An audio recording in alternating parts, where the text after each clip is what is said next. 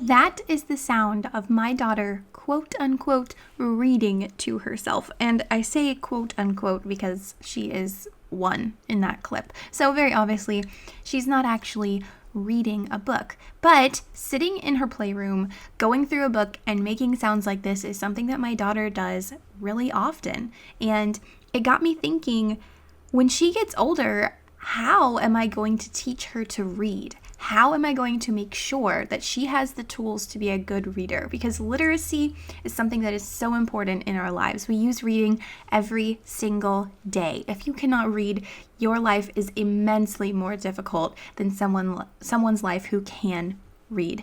And so this sent me down a journey to investigate the question, how do kids learn to read? And before you start saying, Brittany, I thought you were a teacher, an English teacher. You should know how kids learn to read. Well, you have to remember, I was a middle school English teacher. We went off the assumption that our kids already knew how to read. Yes, we taught them reading strategies like finding main idea, how to break down a piece of writing and annotate it, but we weren't actually teaching our kids, our middle school aged kids, the fundamental steps to learn how to read in the first place. And so I have taken the liberty of doing some boopity boop boop research, and I'm going to share that with you today in an effort to answer, how should kids learn to read? So, to start out with, I want to just say that your kid does not have to know how to read by the time they reach kindergarten. So, although I am an at-home educator, I do plan to send my child to kindergarten at a school away from home because personally, that is just what I think is best for her. So that is my plan. And your kid does not have to know how to read before they start kindergarten, but with most things, I'm kind of an overachiever. So of course I'm going to try and teach her how to read or those reading strategies before she gets to kindergarten. And so this is something that I'm going to have to do with my own child before she goes off and starts learning from another teacher. So when I started researching these reading strategies, I came across four main schools of thought in the way that children learn to read. So there are four main ways that educators and scholars approach teaching children how to read, and we are going to go through each of them. So let's dive into the first one. The first way that people teach reading to children is called the Phonics Method. This is one of the most well-known methods of teaching reading. I'm sure that just by saying this, if you already are a teacher in some way, shape, or form, whether that's on an online platform like VIP Kid, or a brick and mortar teacher, or even just a stay-at-home mom who's looking into doing homeschool, you know what phonics is, right? It's letter sounds. And teaching your children how to read using the Phonics Method is really based on that. So first you'll teach your child the alphabet, and you have to put an emphasis on learning the sounds that each letter makes. So like A, B, B, right?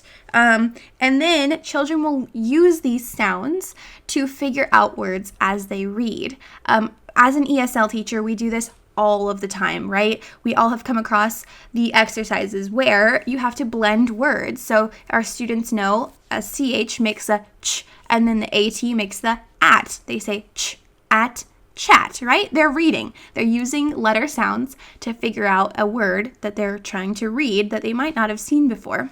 And to help you understand this a little further, let's play a little clip of a person using the Phonics Method as an instruction type for reading. S, s, snake. A, ant. T, tennis. Now, ideally, when you are saying these sounds in instruction, whether it's to your own child or a whole group of children, you would have them repeat after you, right? So you would say tennis, and then have them say it back. And that means that they will start to learn the words. And obviously you want them to associate that with a letter. So you want to have a picture of the letter with you while you are teaching them. Now, to me, this phonics method seems pretty straightforward, right? It seems like it would work really well.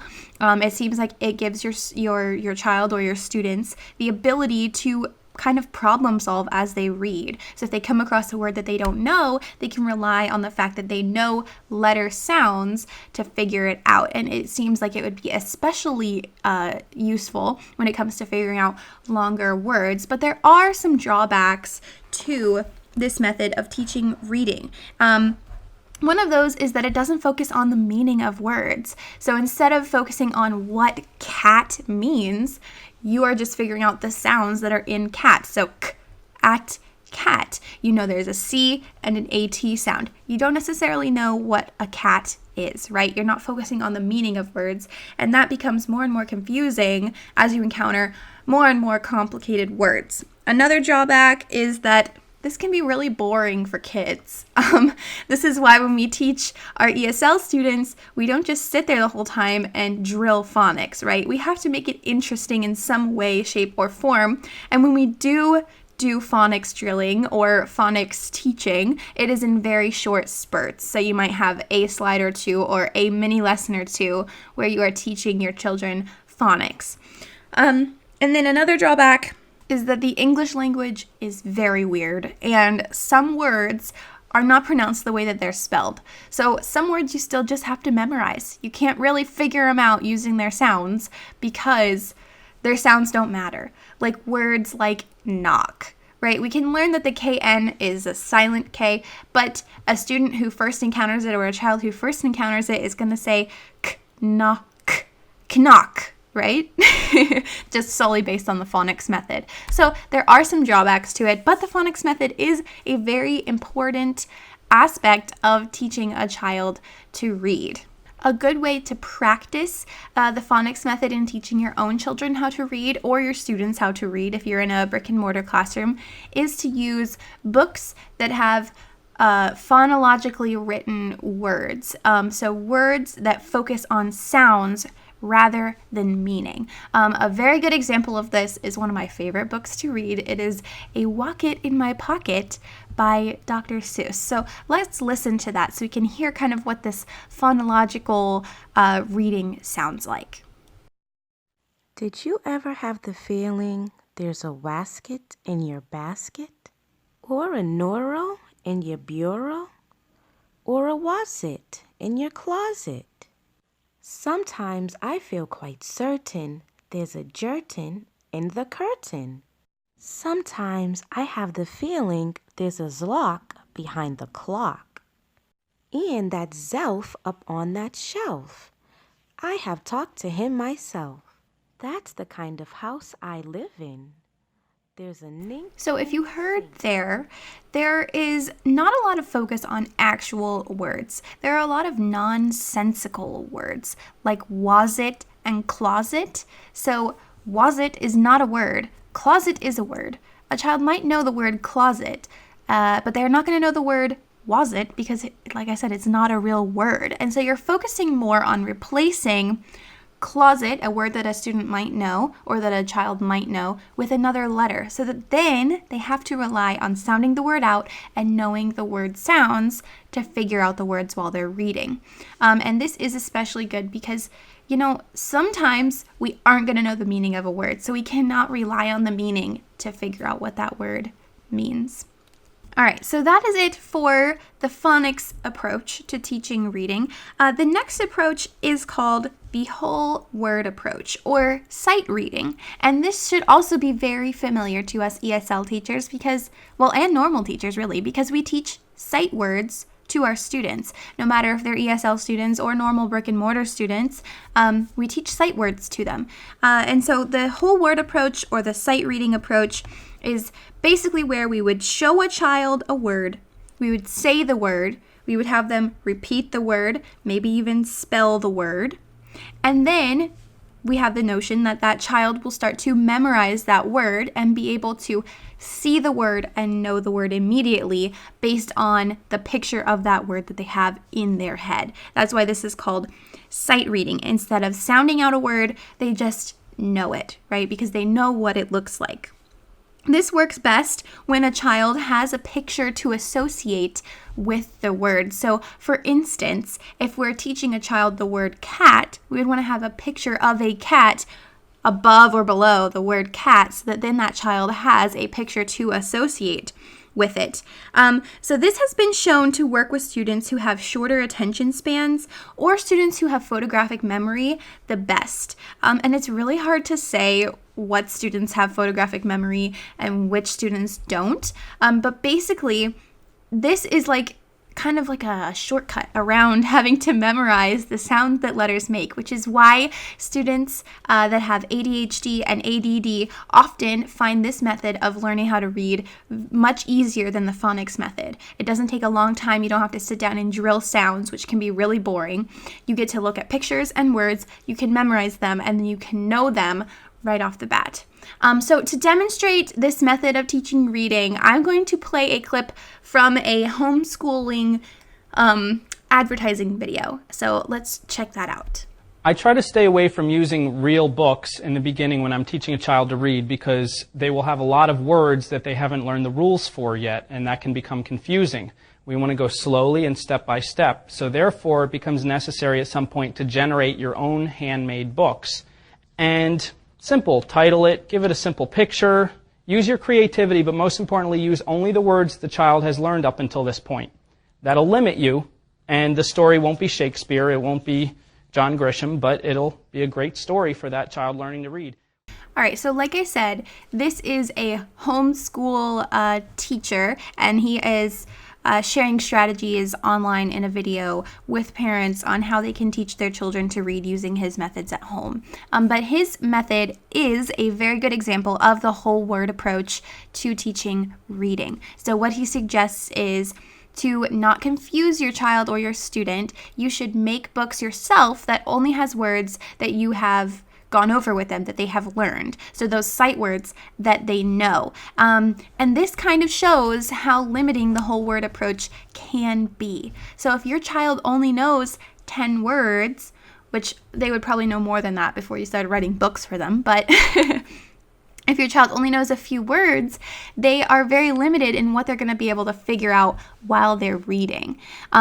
So say they come across a word like elephant, and they only know cat, bat, rat, sat, mat, they're not going to know elephant, even if there's a picture there, because they don't have any concept of that word yet. So in my opinion, the whole word approach might be good for some words and for some readers, but I don't think it would be a comprehensive approach to reading, just because there's a lot that you can't figure out. It makes your book selection very slim, because you can't expose them. Well, you can, but you don't want to expose them to words that might be confusing or discouraging to them. The students are not learning sounds. So like I said, if they come across a word that they don't know, they're not going to be able to sound it out. And it might lead children to rely a lot on pictures because they are associating those words with the pictures and they're using their visual memory instead of their cognitive reading, figuring out words process. They might come to rely on the pictures a lot. And when you get older, there are books without pictures. And so you have to figure out words without a picture to go along with them. Okay, so that is it for the whole word approach. The next approach to reading is called the language experience approach.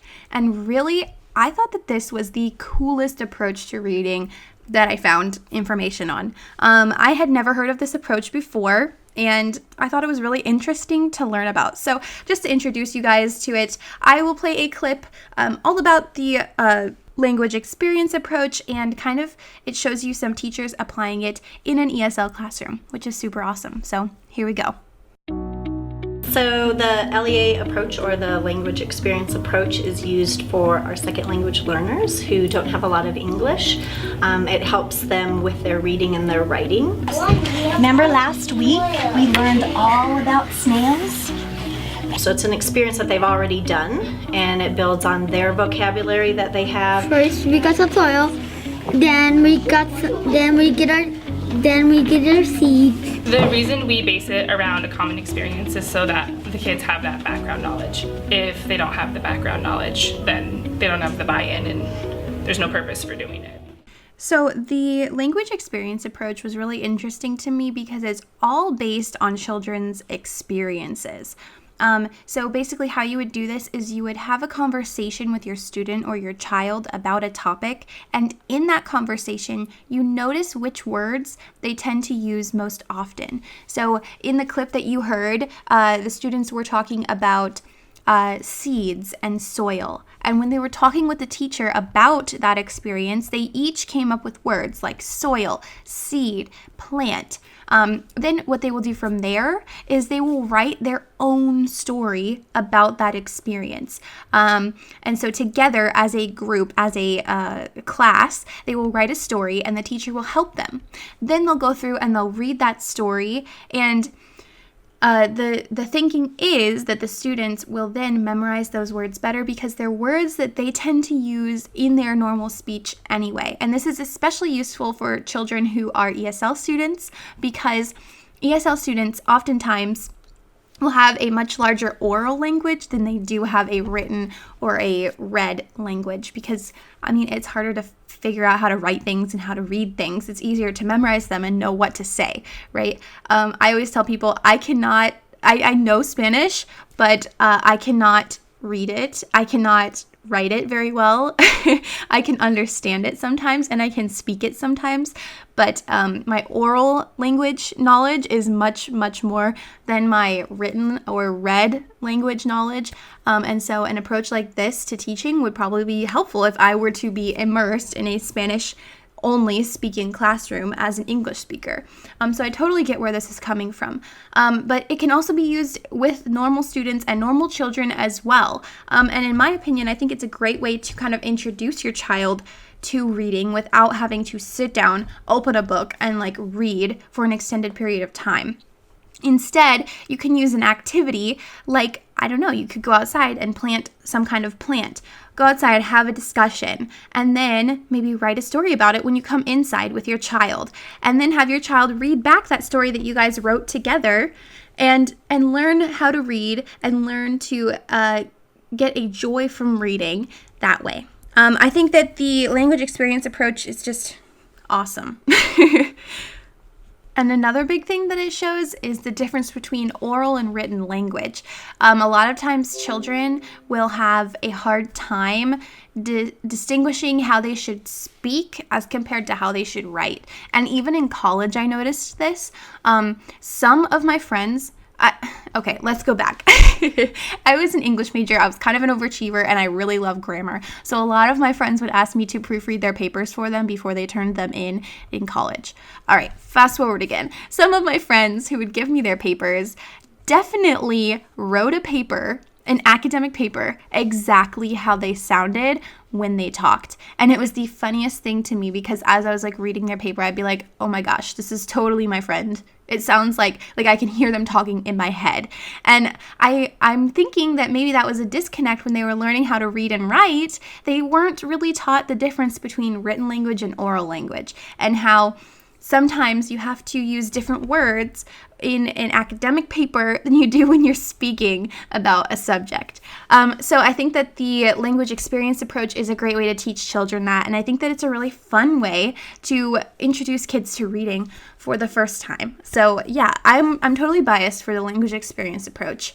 But we still have one more approach to cover, so let's go ahead and do that.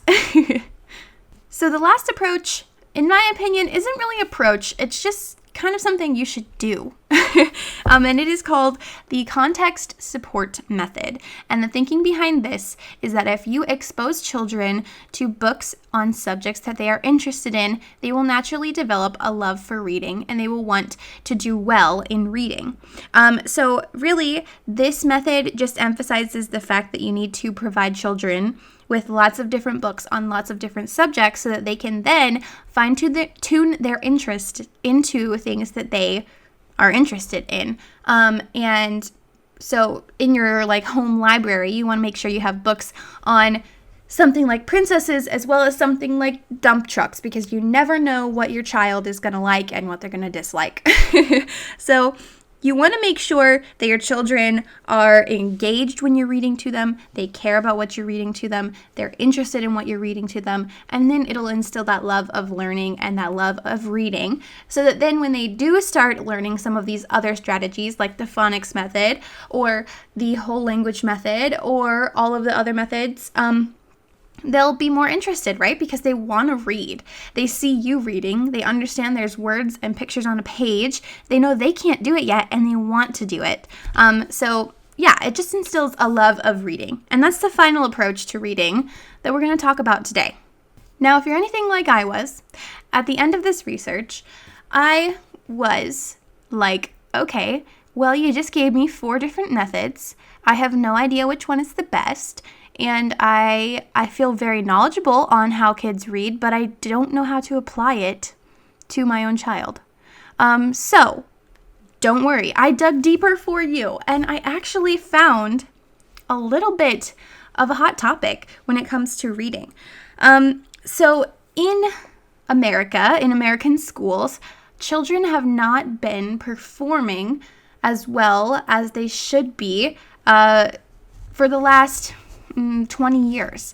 Since the National Assessment of Educational Progress came out in 1998, the students' reading scores in the United States have stayed stagnant. They have stayed the same. They have not increased. They have not decreased. They have stayed the same. But a lot has changed in how reading is taught in schools. So prior to 1998, the early 2000s, a lot of schools focused on the Phonics Method of teaching reading. There was a lot of focus on teaching children phonics so they could figure out words and use them that way. There was some whole word approach used, so children would have sight words and vocabulary words that they needed to know, but a lot of the emphasis was on phonics.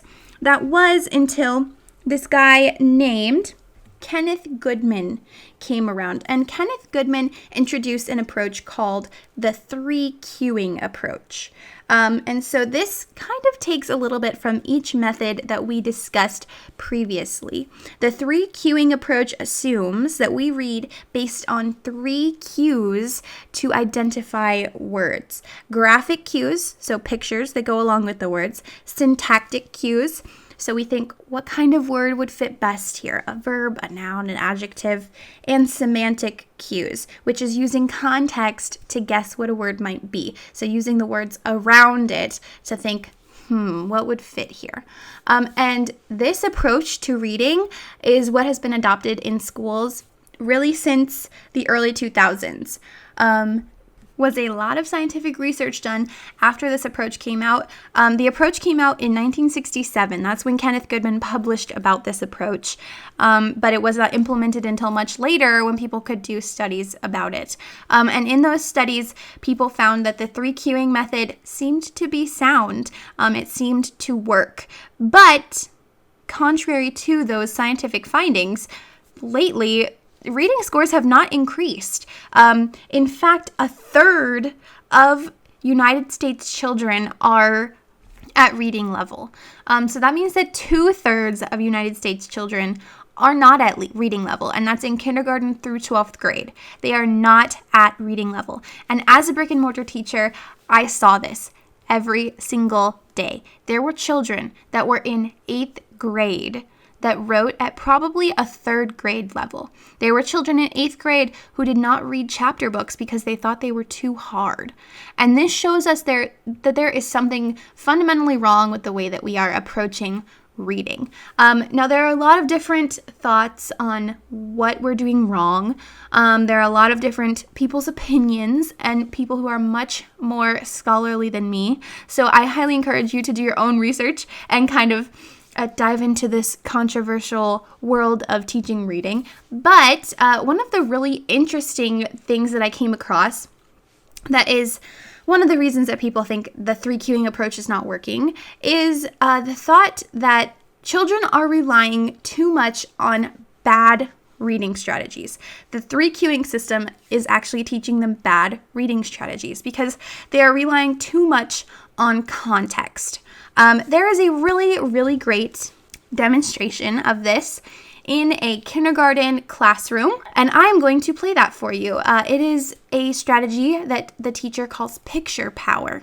And let's just go ahead and listen and see what that means. Power that we are going to learn today, it's called picture power. Can we say picture power? Picture power! And I'm going to put picture power up on the chart. And it says, the learning goal would be that the children were able to use a picture to figure out an unknown word, or that they would be able to use the picture and a first sound to determine an unknown word in their book. In the garden. We began by doing a shared reading with a book called In the Garden, and we talked a little bit about the title and what we might read about in the book, and then we opened it up and we began reading the sight words together until we came to an unknown word, which was actually covered up.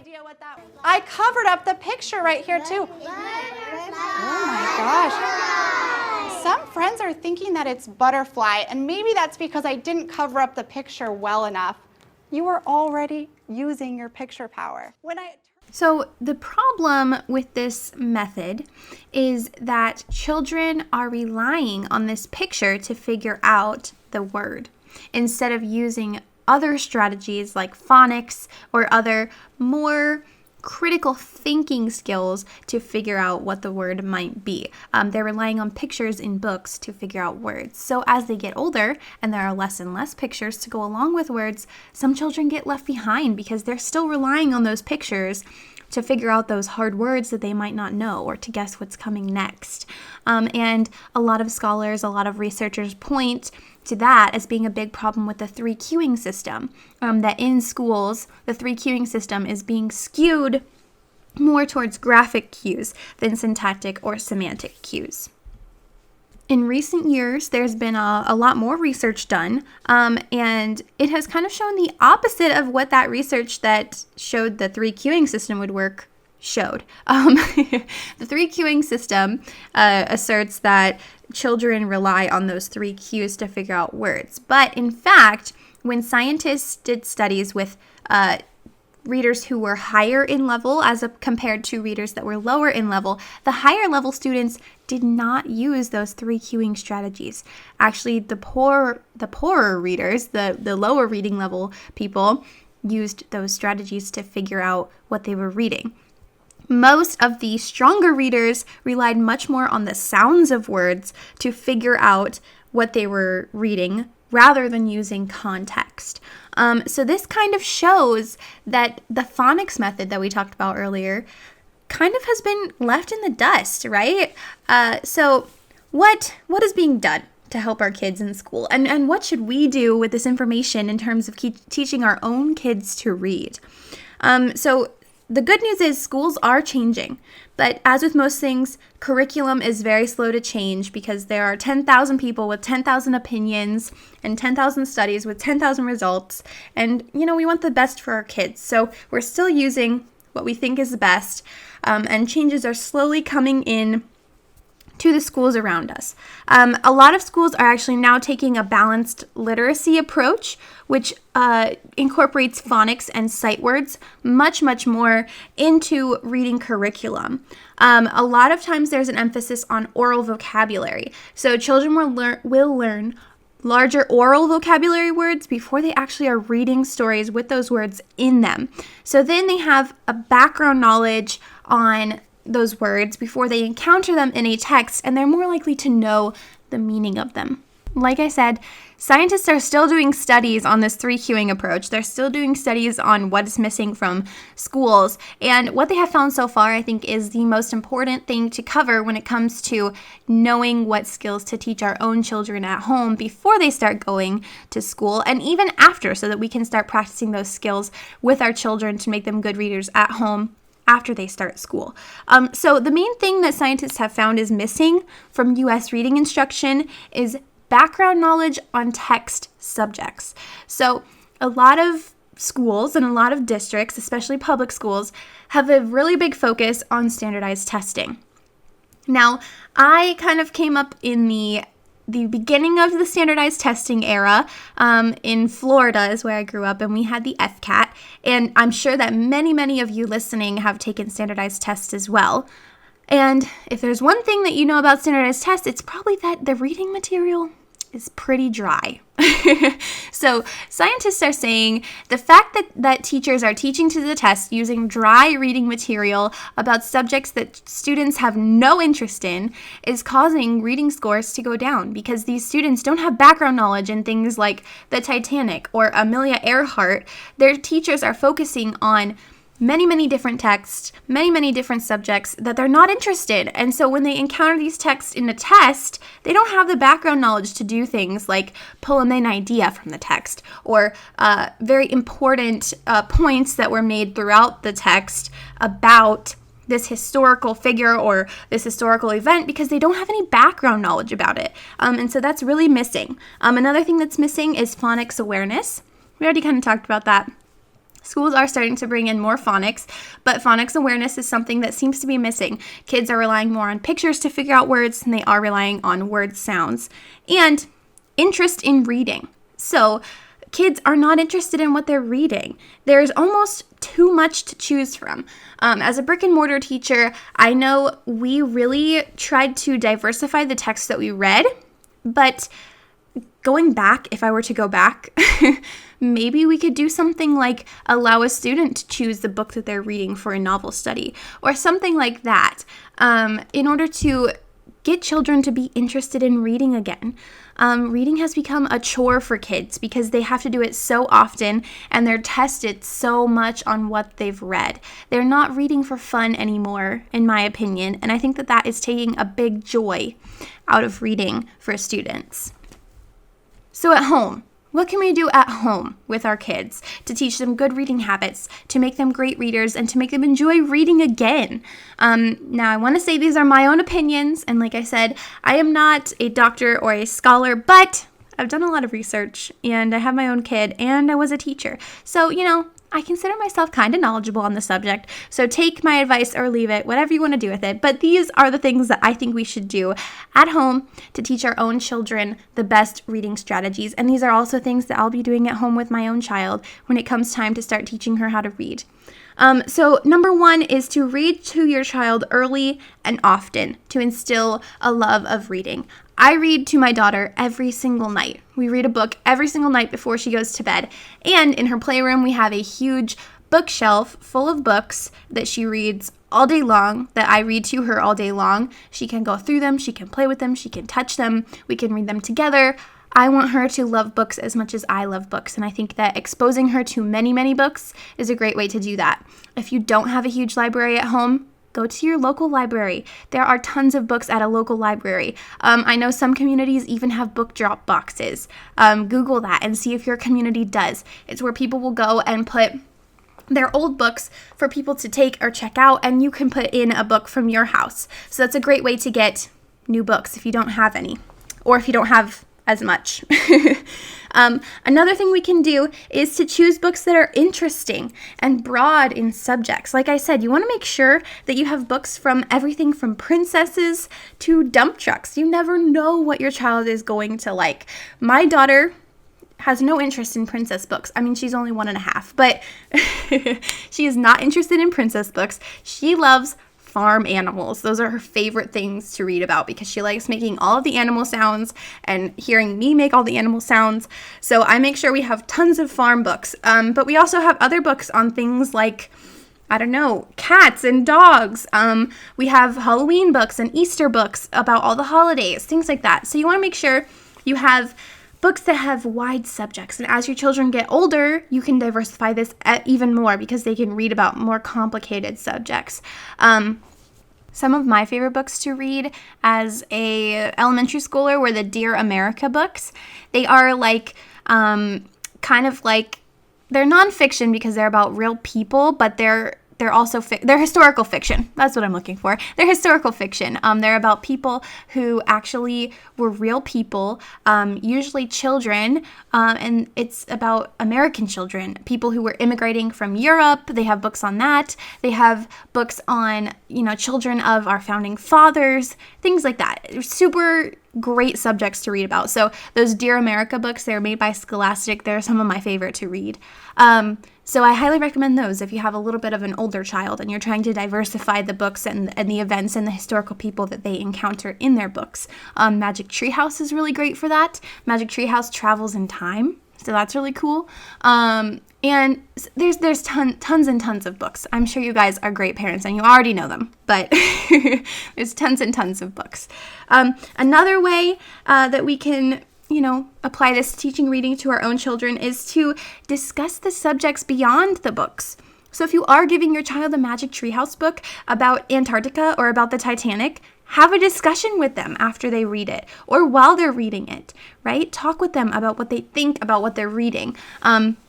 This kind of takes the learning experience approach into account. You can see what words they like. Maybe you can write your own story with them based on characters that they know from the book.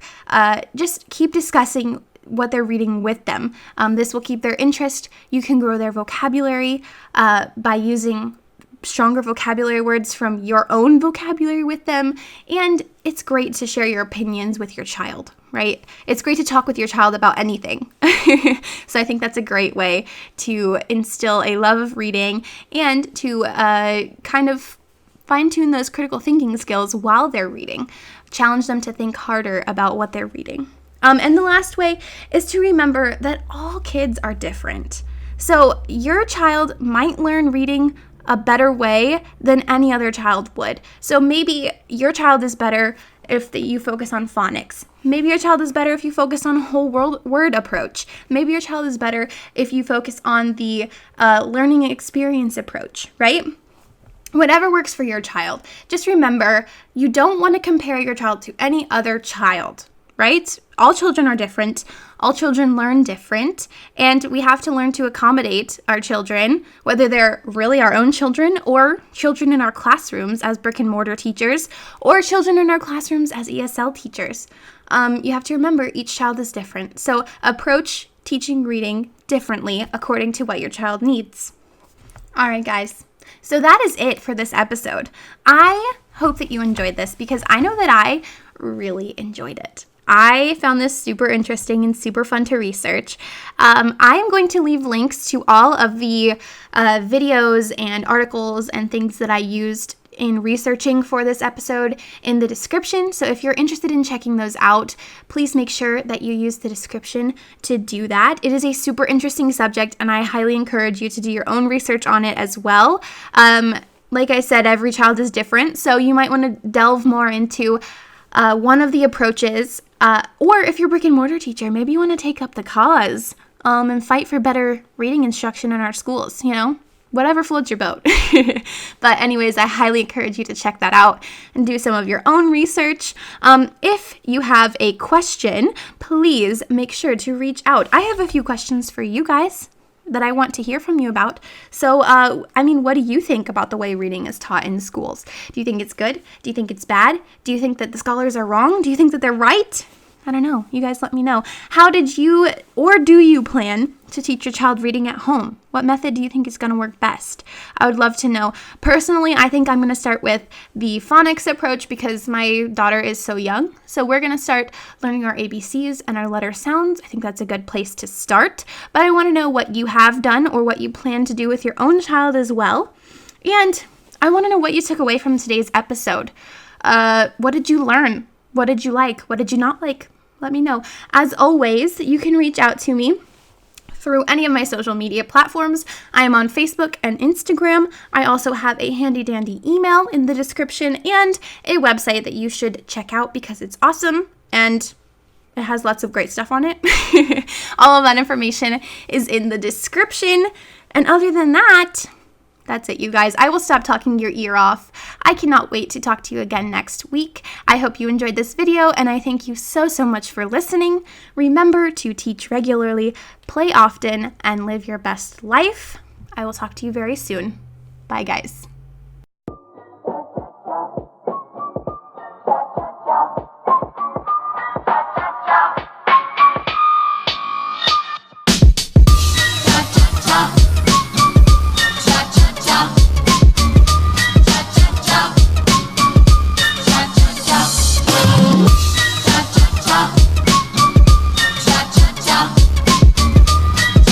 Cha